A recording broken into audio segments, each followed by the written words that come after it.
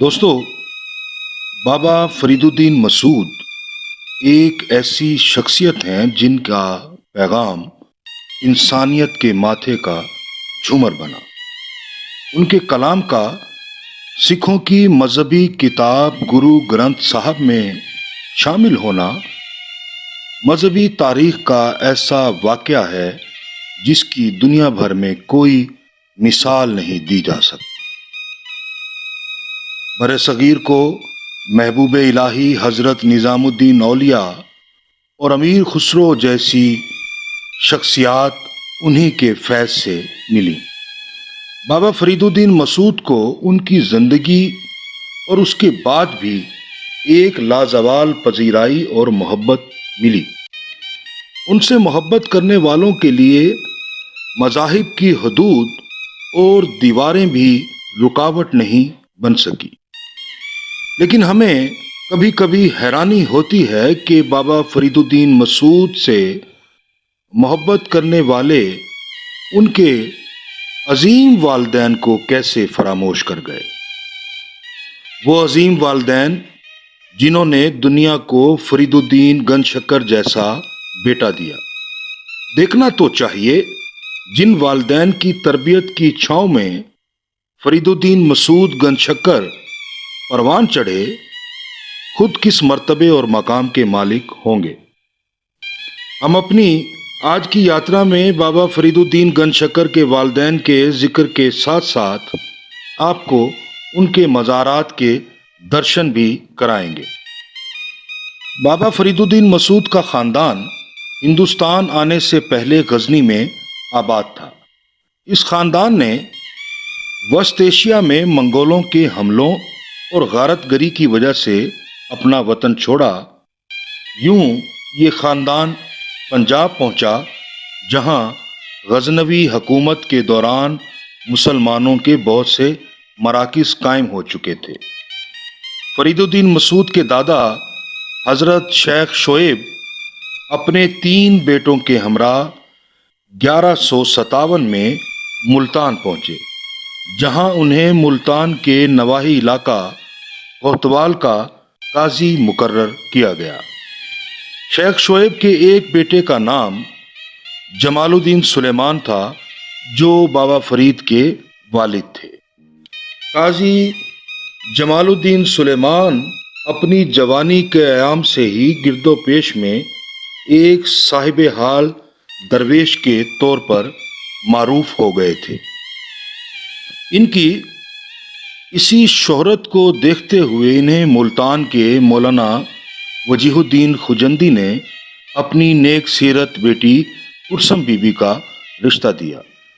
قاضی جمال الدین سلیمان کے 3 بیٹے اور ایک بیٹی تھیں۔ ان کے بڑے بیٹے کا نام اعزاز الدین محمود، منجلے بیٹے فرید الدین مسعود، سب سے چھوٹے نجیب الدین متوکل اور بیٹی کا نام بی بی ہاجرہ تھا۔ یہی بی بی ہاجرہ مخدوم علاء الدین صابر کلیر شریف کی والدہ تھی۔ بابا فرید الدین مسعود کا خاندان ملتان سے 16 کلومیٹر دور بستی کوتوال میں آباد تھا، جسے اب کوٹھے وال کہا جاتا ہے۔ بابا فرید ایسی عظیم شخصیت کی علمی و روحانی تربیت کا آغاز ان کے گھر سے ہی ہوا۔ یہ ان کے گھر کا ماحول ہی تھا کہ فرید الدین مسعود نے نہایت کم عمری میں قرآن حفظ کر لیا تھا۔ روایات کے مطابق فرید الدین مسعود کی عمر ابھی 6 سال تھی کہ ان کے والد قاضی جمال الدین سلیمان کا وصال ہو گیا، اور ان کے سب بچوں کی تعلیم و تربیت کی ذمہ داری کلثوم بی بی کے کاندھوں پر آ گئی۔ کلثوم بی بی، جو اسلامی تعلیمات سے آراستہ ایک خدا رسیدہ خاتون تھیں، کو خدا نے اتنی فہم، حوصلہ اور بصیرت عطا کی تھی کہ وہ باپ بھی بن سکے۔ چنانچہ وہ تمام داخلی و خارجی اسباب پیدا ہوتے چلے گئے جن سے کلثوم بی بی نے فرید الدین گن شکر جیسے بیٹے کی تربیت کی۔ یہاں یہ بات بھی قابل ذکر ہے کہ برصغیر میں چشتیہ سلسلہ کے ابتدائی معماروں یعنی خواجہ قطب الدین بختیار کاکی، بابا فرید الدین مسعود گنج شکر اور خواجہ نظام الدین اولیاء، ان سب کی تربیت ان کی برگزیدہ ماؤں کے ہاتھوں ہی ہوئی۔ اب ہم آتے ہیں اس المیہ کی طرف جس کے لیے ہم نے یہ یاترا مرتب کی۔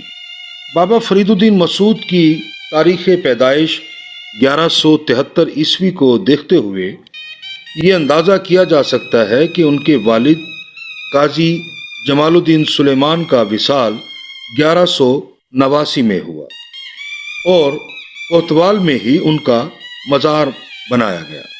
اس حوالے سے دیکھا جائے تو قاضی جمال الدین سلیمان حضرت چاولی مشائخ اور یوسف شاہ گردیز کے بعد خطہ ملتان کے سب سے پرانے صوفی بزرگ ہیں۔ ان کا مزار کوٹھے وال کے مرکزی چوک کے دائیں طرف موجود ہے۔